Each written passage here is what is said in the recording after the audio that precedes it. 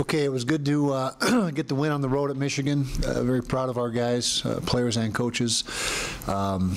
Defense played exceptionally well. Special teams was very good. Offensively, weren't as productive as we'd like to be, but we took care of the football. Just turned it over the one time, and that was probably the biggest stat in the game is the turnover margin, 4-1, +3 for us, which our chances historically are very good anytime we're on the plus side of the turnover margin. So proved to be the case again.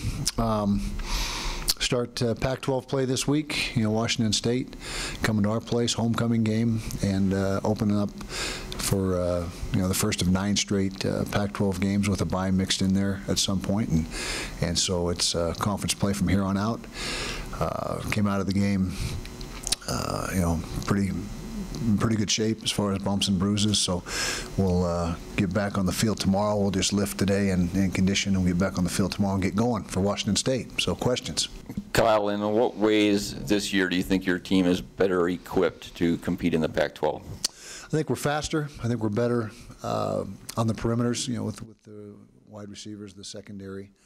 I think that we're getting good. I know we're getting good quarterback play right now. That's got to continue. We've got to keep Travis healthy. I just think we're improved across the board, but probably everyone else in the conference is as well. So I've said that many times, but I think that we got some things going for us right now, but it's a tough conference. Tough conference. Every week will be a challenge. Now, is there any update you can give on Travis? Is it more than just did he get a concussion? No, we don't ever do injury reports, and so that won't change. We can ask every week, but it's not going to change. Right, but, okay, but can you talk about anything other about Travis? Just how he seemed fine in the press conference and that. Yeah, that was quite a hit he took. He'll be playing this week. He's a tough kid. He'll be the first to tell you. It needs to use a little better judgment in some cases, but he's a tremendous competitor and exceptionally tough, and he's very smart. Just didn't use the best judgment on that one isolated play.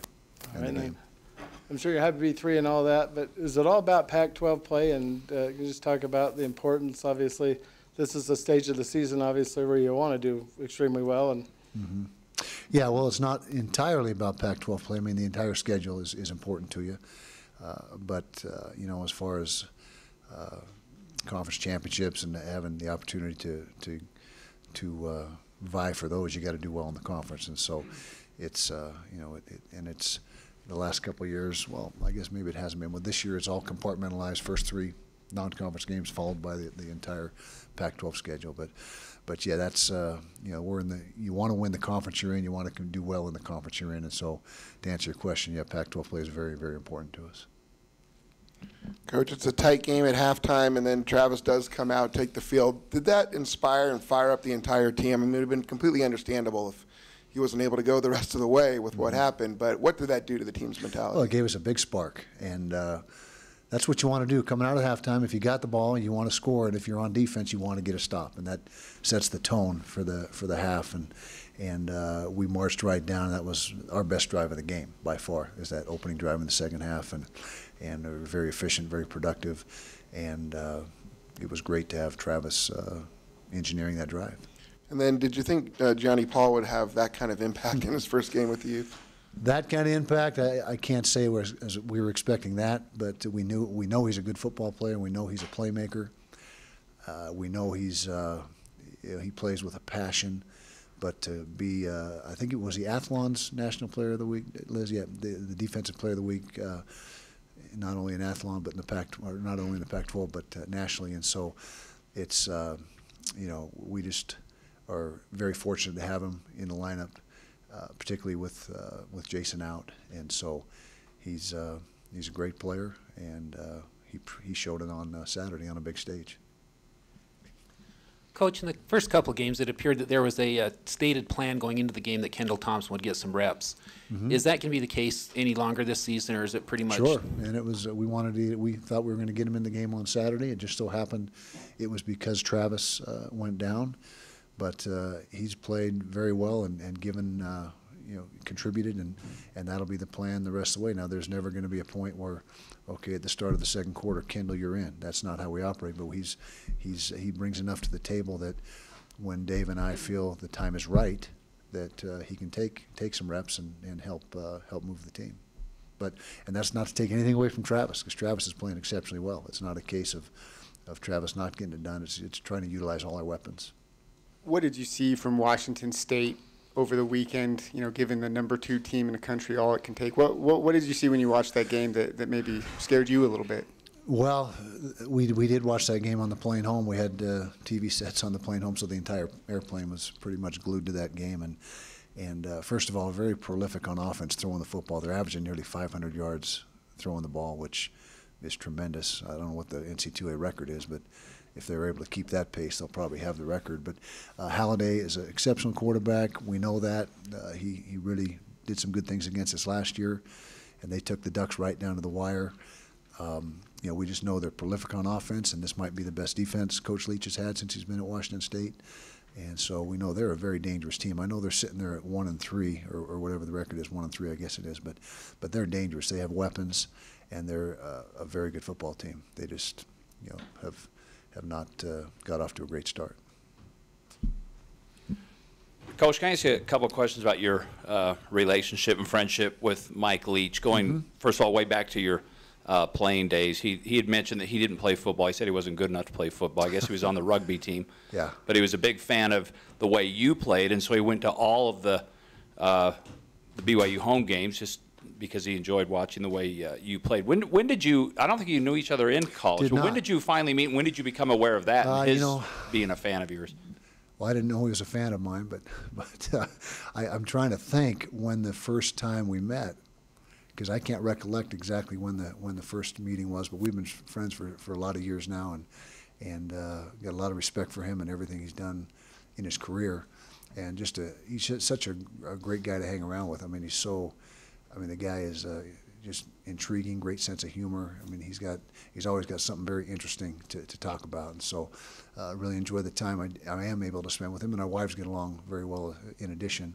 But no, we didn't know each other back in the day and when I was playing. And then I think he first got interested. He started helping out around the office in spring football. I think I had graduated and I was gone. But anyway, I just can't remember exactly when we crossed paths the very first time. And then later, you brought him in here to talk with your team a few times when he was between jobs. I mean, a lot of people think he's kind of a quirky guy. What was that like? It was when great. He addressed your we guys? picked up some good stuff from him, and it was during his time when he was away from the game for that one season. I think it was just the one season, but he came in and gave us some really good ideas and helped us out. What do you kind of see when you look at Washington State's offense? Obviously, Connor Halliday slings the ball a lot. I mean, are they looking at kind of short passes? Can they hurt you deep? Both. I think he does. First of all, he's completing 68% of his passes, so he's doing a nice job with his efficiency. He's throwing the ball 250 or more times. I can't remember the exact number, right around 250, and only 5 interceptions, which is every 50 attempts, that's a pretty good ratio. And he's spreading the ball around. They have their top 5 reception leaders are all wide receivers. It's a spread offense. They don't use a tight end. It's going to be 4 wide receivers on the field virtually the whole game. And so they've got 4 guys with 20-plus catches or thereabouts so far this season. And so he does a good job distributing the football to all his weapons and excellent. Gets the ball exceptionally quick. Tough to get to him because the ball comes out of his hand so quick, and he makes such quick reads. Same problem we had with him last year. Kyle, can you talk about your defense? I don't think Michigan got in the red zone at all in the game. Correct. Yeah, they did not. And you just talk about what's clicking with the defense right now. They're playing well, obviously. Yeah, I think all 3 position groups are playing well. The secondary, the linebackers, and the front. And there is no real weakness right now. We're getting good pressure on the quarterback with mostly 4-man rush. We are mixing in some zone blitz, but not maybe as much of a dose as we have in years past. So we're getting tackles for loss and sacks from the front, tackles from the linebackers, and good coverage in the man situations and the zone drops, and then the secondary seems to be covering much better this year. And not that we were bad coverage guys last year, but we're making more plays back there, more pass breakups, and we got the 3 interceptions on Saturday, which really helped our cause. I was going to say, recognizing the extreme deviation between Air Force and their unique style of play, but Washington State obviously that throws the ball a lot. How big of a deviation is this from the other offenses you faced during the season? Big departure. Usually week in and week out, your starting point on defense is to stop the run. But Washington State, you don't do that. I mean, you still got to be aware of the run, and they hurt us with a couple runs last year, as I recall, a couple runs that popped. But how they're going to beat you is throwing the football, and so you've got to make sure that you've got all your bases covered with you're mixing up your coverages and getting pressure on the quarterback. Games like Air Force used to be, where you kind of have to change up. In a way, it is. Yeah, Air Force was definitely its own unique challenge and different than every other week. And this is probably the other end of the spectrum, but the same basic idea. How have you seen Connor Halliday develop as a quarterback? I don't know if you recall, but you guys put him in the hospital a few years back. You beat him up pretty good in that snow game. Then last year, he hurt you pretty good. Now, obviously, this year, how have you seen his evolution as a quarterback? And, this is a conference with a lot of really good quarterbacks. Where does he rank for you? He's right up there towards the top. I mean, it's we'll probably be able to give you a better idea after we've gone through the whole season and seen him again. Each week that we compete against him. But I can tell you right now that he's a perfect fit for Coach Leach's scheme and what he's doing, and has really flourished in that scheme. And they've certainly made him a better player, and he's progressed, each year. Since Coach Leach has been there, and really you can see it throughout the course of the season. It started with Coach Leach's first season, where you could see how Connor just mature and develop as the season went on. Coach, can you just talk about the Pac-12, how tough it is from top to bottom, and just facing the gauntlet of 9 straight games where you never really get a week off like maybe you used to in the Mountain West? Yeah, it is tough, and it's very balanced, and there is no week. There is not a week where you can say, okay, this should be a gimme. It's just not. That's not the case.